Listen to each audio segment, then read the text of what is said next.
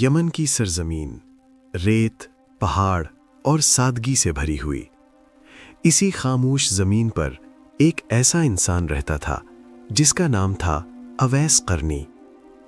نہ وہ بادشاہ تھا، نہ امیر، نہ کسی قبیلے کا سردار، مگر اس کے دل میں ایک ایسی دولت تھی جو بڑے بڑے لوگوں کے پاس بھی نہیں ہوتی: عشق رسول۔ اویس قرنی نے رسول اکرم صلی اللہ علیہ وسلم کو کبھی دیکھا نہیں تھا، نہ مدینہ گئے، نہ قدموں میں بیٹھے، مگر آپ صلی اللہ علیہ وسلم کی محبت ان کی سانسوں میں بسی ہوئی تھی۔ جب مدینہ کا نام آتا، آنکھیں نم ہو جاتیں، دل کانپ جاتا، دل چاہتا تھا سب کچھ چھوڑ کر مدینہ چلے جائیں، صرف ایک نظر سرکار صلی اللہ علیہ وسلم کو دیکھ لیں۔ لیکن اویس قرنی کے گھر میں ایک اور محبت تھی: ماں، بوڑھی، کمزور اور آنکھوں سے محروم۔ وہ چل نہیں سکتی تھیں، کچھ دیکھ نہیں سکتی تھیں، اور اس دنیا میں ان کا واحد سہارا تھا اویس قرنی۔ وہی کھانا پکاتا، وہی پانی لاتا، وہی ہاتھ پکڑ کر چلاتا۔ جب دل میں مدینہ کی تڑپ جاگتی تو اویس خود سے کہتے، اگر میں ماں کو چھوڑ دوں تو میرے رب کی رضا کہاں رہے گی؟ وہ جانتے تھے جنت ماں کے قدموں تلے ہے۔ ایک دن ماں نے آہستہ سے کہا، بیٹا، میری ایک خواہش ہے۔ اویس فوراً پاس بیٹھ گئے، کہا، اماں حکم کریں۔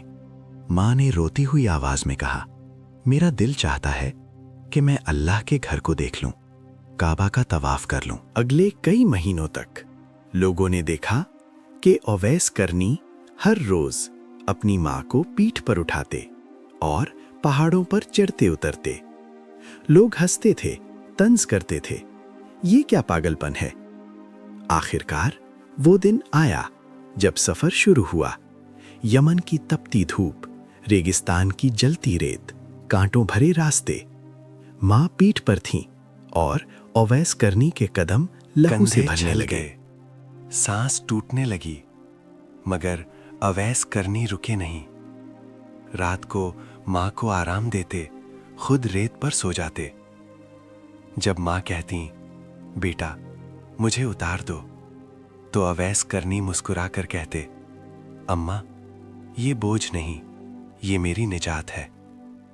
آخرکار وہ دن آیا جب کعبہ نظر آیا۔ ماں کی آنکھوں سے آنسو بہہ نکلے۔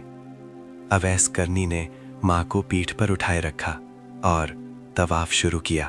لوگ دیکھ رہے تھے، مگر کسی کو معلوم نہ تھا کہ یہ ماں کی خدمت عرش کو ہلا رہی ہے۔ ماں نے دعا دی، اے اللہ میرے بیٹے سے راضی ہو جا۔ یہ دعا زمین سے اٹھی اور آسمانوں تک پہنچ گئی۔ ادھر مدینہ میں رسول اکرم صلی اللہ علیہ وسلم صحابہ سے فرما رہے تھے، یمن کی طرف اویس قرنی نام کا ایک شخص ہے، وہ ماں کی خدمت کرتا ہے، اگر تم اسے پاؤ تو اس سے دعا کروانا۔ بعد میں حضرت عمر اور حضرت علی نے اویس قرنی کو تلاش کرتے رہے۔ یہ وہ مقام تھا جو نہ جہاد سے ملا، نہ شہرت سے، بلکہ ماں کے قدموں سے ملا۔ اویس رحمی نہ صحابی تھے، نہ تابعی کہلانے پر فخر کیا، مگر آسمانوں میں پہچانے گئے، کیونکہ انہوں نے مدینہ کی چاہت پر ماں کی خدمت کو ترجیح دی۔ اور یہی ہے اسلام، جو ہمیں سکھاتا ہے کہ اللہ کا راستہ اکثر ماں کے قدموں سے ہو